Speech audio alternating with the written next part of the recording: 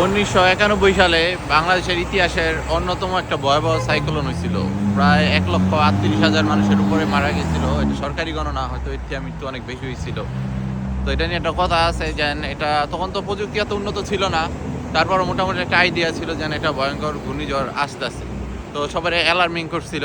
বাংলাদেশ সরকার তখন এতটা সিস্টেম হয়তো ভালো ছিল না, তো মানুষ কেউই ভয় পায় নাই। দেখছি কি রোদ দিন, রোদ আছে, আকাশ পরিষ্কার, মেঘ নাই, কিছু নাই, বলছে কিসের সাইক্লোন হবে। বাট সাইক্লোন আসার আগে থেকে বোঝা যায় না। এই যে আজকে আমি এখানে আপনাকে একটু এখানে কুইন্সের আবহাওয়াটা দেখাই। এই দেখেন কি সুন্দর পরিষ্কার আকাশ, সূর্যের আলো সব ক্লিয়ার। বাট এখন সরকার একটা অ্যালার্মিং করছে যে নিউ ইয়র্কের গত 5-7 বছরের মধ্যে সবচেয়ে ভয়াবহ তুষারপাত আজকে রাত্রে থেকে শুরু হইব। মানে গত 7-8 বছর এত ভয়াবহ তুষারপাত হয় নাই।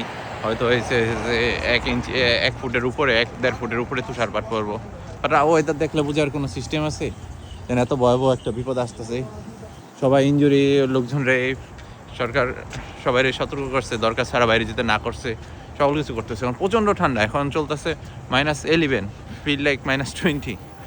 তারপরও মানে ওয়েদার কি সুন্দর, রোদ আছে বাট রোদের কোনো তাপ নাই, দেখতে সব পরিষ্কার। যাই হোক, সবাই দোয়া করবেন আল্লাহ যেন বিপদ আপদ থেকে সবাই রক্ষা করে। ওকে।